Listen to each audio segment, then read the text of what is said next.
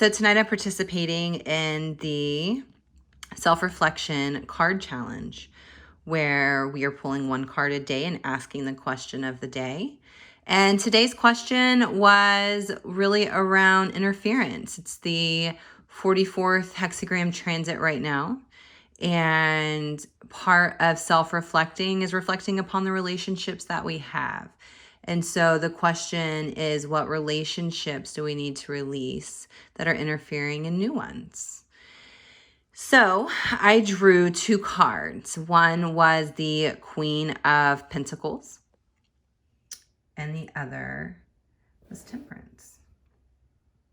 And what two very fascinating and informative cards that we have here. So the Queen of Pentacles.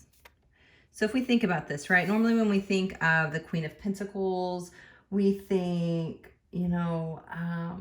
abundance and fertility and just total, what do I want to say? Compassion, really, is what I'm thinking of.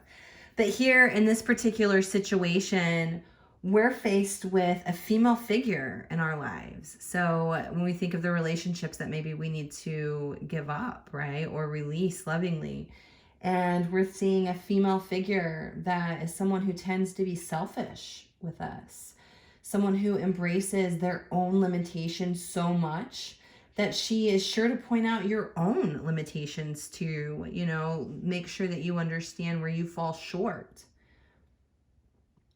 Perhaps even she tends to hold you back. She tends to add corruption into what it is you find so passionate. And she tends to be gloomy, maybe even repels your desire to better yourself. So really think to what relationship this might be talking about and start asking yourself where you can start backing off, where you can start putting yourself first and maybe seeking support elsewhere. There may be more than one relationship with that person, right? Or with that personality with this particular card. The next card we have here is the card of Temperance. And you see this gorgeous being with beautiful red wings. Her toe is dipped in the water. It's balance, right?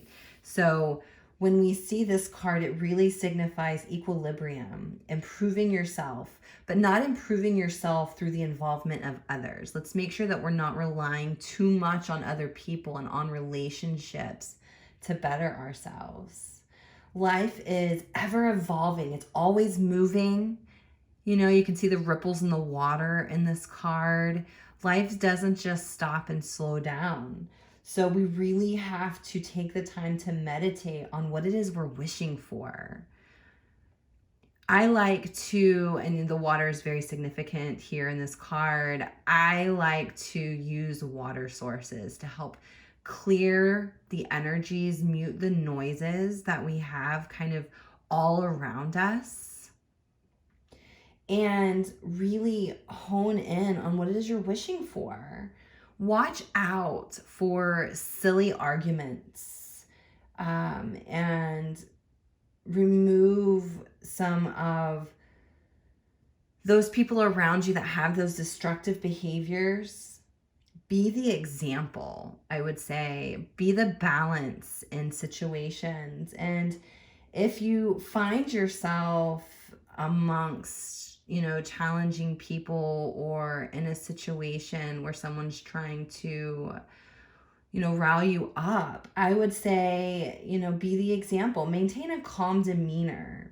Practice temperance in challenging situations, and you might actually see the change in those around you over time. You'll see that those around you who are always trying to butt up against you, maybe they start to change their tune a little bit.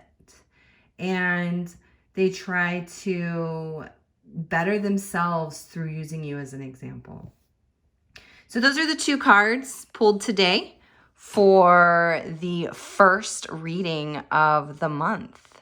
I hope to hear from you. Did you draw a card for yourself? And if so, what came up for you? And if not, this reading is for everyone. So what came up for you with this particular reading today? I'd love to hear from you.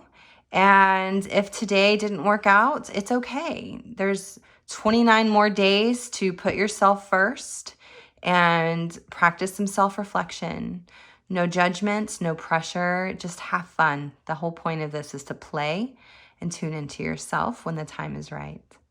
Have a fantastic evening, and I will touch base with you again. Namaste.